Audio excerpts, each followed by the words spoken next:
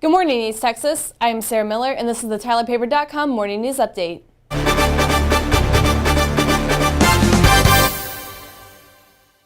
Increasing numbers of teens and young adults are turning to family members and trusted adults to report electronic abuse.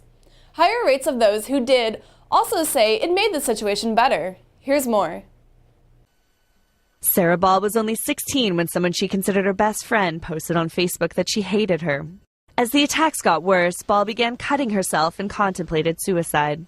When you're bullied online, you could move away, but as soon as you turn on the computer, it's still going to be there. She eventually spoke out and found her voice creating the Unbreakable movement, an outreach program that has gotten the attention of lawmakers in Florida.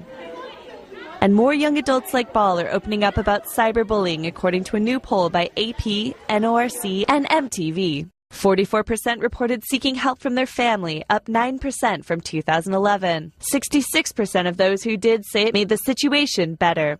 Youth previously were a lot more hesitant to talk to adults because they were afraid that those adults would take away the technology, or they would be labeled a tattletale, or the situation would get so much worse. For Michael Vaccaro, being able to tell his mom after finding a derogatory online profile using his name and picture prevented a bad situation from getting worse. I do believe that it could have been really harmful, but fortunately, it wasn't. Tragic cases like that of 12-year-old Rebecca Sedgwick are also putting the spotlight on cyberbullying and pressure on parents to monitor their children's online behavior. Sedgwick jumped to her death last month in Florida after being bullied for a year and a half by 2 other students who've been arrested. Although online bullying is still a major problem, the poll showed a nearly 10% drop in the number of teens and adults who think online abuse should be accepted as a part of life. Maggie Mazzetti, The Associated Press.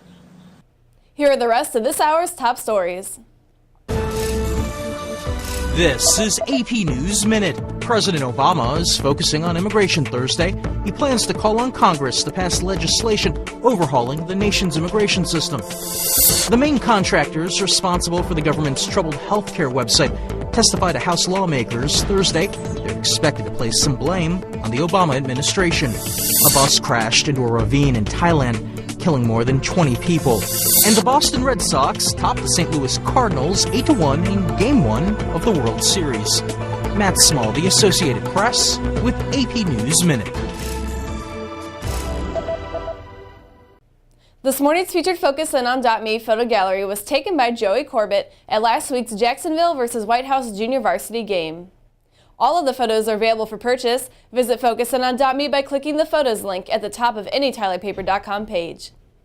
Now let's take a look at your weather. Your CBS 19 East Texas Friday Eve weather forecast. Canadians are sending us a front today, and we'll definitely notice a chill to the air as we go into the overnight hours tonight. You wouldn't know it during the day today. You'll notice a bit of a wind shift right before lunchtime across some of the counties along and north of I-20. The rest of us during the afternoon hours today. Temperatures should climb under sunny skies into the mid-70s by noon, topping out in the upper 70s before temperatures start to drop into the lower 70s for your commute home this evening.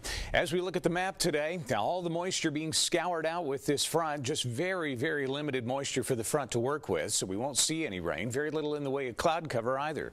That Canadian high pressure builds into the boot heel of Missouri during the overnight hours tonight. With that northeasterly wind, it will be a chilly overnight with temperatures along and south of I-20 in the mid-40s, upper 30s and lower 40s in the I-30 corridor. We reintroduce a slight chance for rain by Saturday afternoon and Sunday.